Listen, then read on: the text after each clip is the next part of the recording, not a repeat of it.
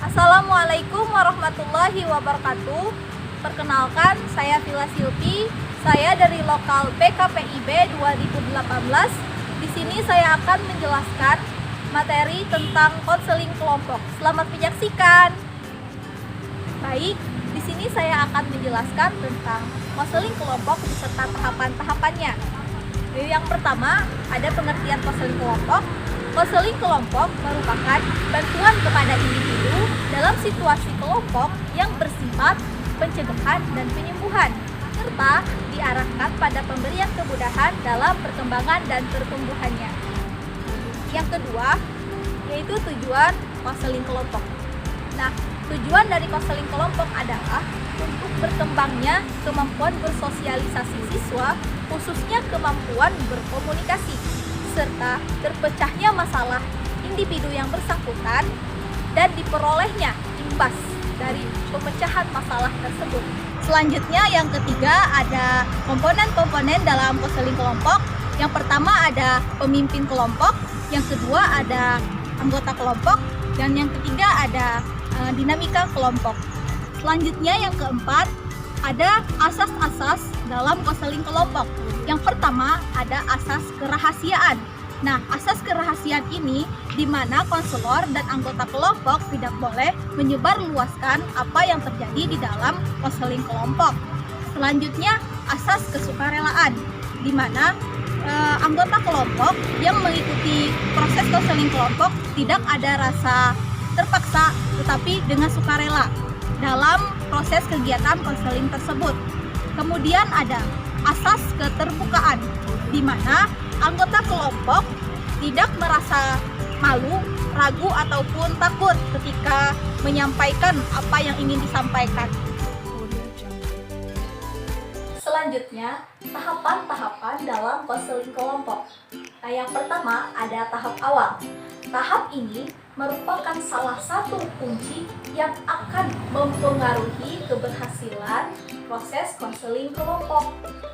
Kegiatan guru, bimbingan, dan konseling atau konselor dalam tahap ini adalah membuka sesi konseling dengan membentuk kelompok, mengucapkan salam, kemudian mengelola dan memanfaatkan dinamika kelompok untuk yang pertama, membangun hubungan baik dengan anggota kelompok melalui menyapa dengan penuh penerimaan. Yang kedua, membangun understanding antara lain dengan memfasilitasi masing-masing anggota kelompok untuk mengungkapkan keluhan dan alasan mengikuti konseling kelompok. Yang ketiga yaitu mendorong semua anggota kelompok untuk terlibat secara aktif dalam kegiatan kelompok dengan mengeksplor harapan dan tujuan masing-masing yang ingin diperoleh oleh masing-masing anggota kelompok. Yang keempat, membangun norma kelompok dan kontrak bersama berupa penetapan aturan-aturan kelompok secara lebih jelas. Yang keempat, yaitu mengembangkan interaksi positif antar anggota kelompok sehingga mereka terus terlibat dalam kegiatan kelompok.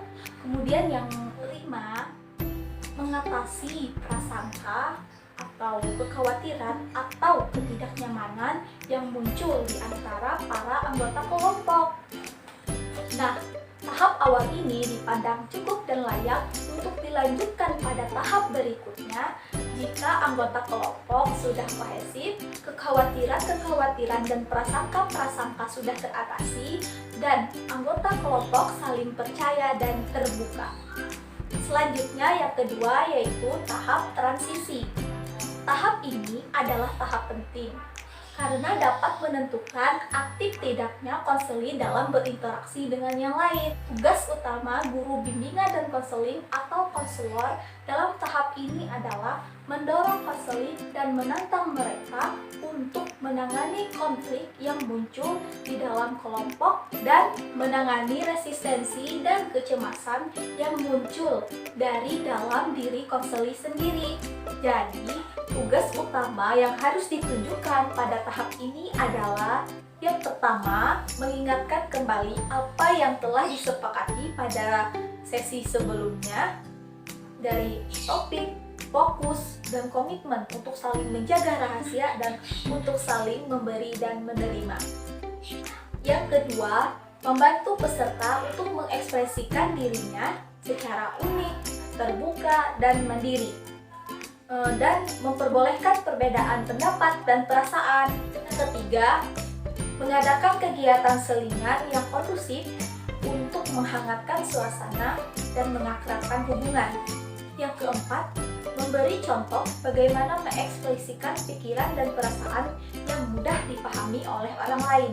Nah, yang kelima itu memberi contoh bagaimana mendengarkan secara aktif sehingga dapat memahami orang lain itu dengan baik.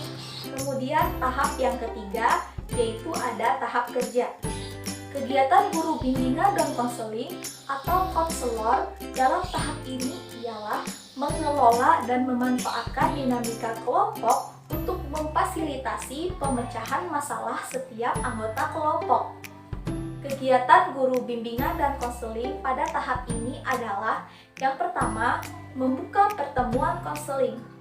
Yang kedua, memfasilitasi kelompok untuk membahas permasalahan yang dihadapi oleh tiap-tiap anggota kelompok. Yang ketiga, mengeksplorasikan masalah yang dikeluhkan oleh salah satu anggota kelompok. Yang keempat, memfasilitasi semua anggota kelompok untuk memusatkan perhatian pada pencapaian tujuan masing-masing. Yang kelima, memandu kelompok untuk merangkum poin-poin belajar yang dapat ditemukan pada setiap sesi konseling kelompok. Yang keenam yaitu memberikan penguatan atau reinforcement terhadap pikiran, perasaan, dan perilaku baru yang diperoleh dalam sesi konseling untuk dapat direalisasikan dalam kehidupan nyata. Kemudian yang ketujuh yaitu menutup sesi konseling. Nah, tahap kerja ini berlangsung dalam beberapa sesi konseling tergantung pada jumlah anggota kelompok dan ketuntasan pengentasan masalah anggota kelompok. Kemudian tahap yang keempat yaitu ada tahap pengakhiran. Tahap ini dimaksudkan untuk mengakhiri seluruh rangkaian kegiatan konseling kelompok. Kegiatan guru bimbingan dan konseling atau konselor dalam tahap ini adalah yang pertama yaitu memfasilitasi para anggota kelompok bagaimana melakukan perubahan dan merencanakan serta bagaimana memanfaatkan apa-apa yang telah dipelajari. Yang kedua yaitu ucapan terima kasih kepada pemimpin kelompok dan kepada anggota kelompok. Kemudian yang ketiga yaitu bersama anggota kelompok mengakhiri seluruh rangkaian kegiatan. Nah, dan yang terakhir yaitu doa penutup dan saling bersalaman. Jadi, itu tadi penyampaian tentang konseling kelompok beserta tahapan-tahapannya. Salah dan hilaf, saya mohon maaf. Billahi taufiq wal hidayah. Wassalamualaikum warahmatullahi wabarakatuh.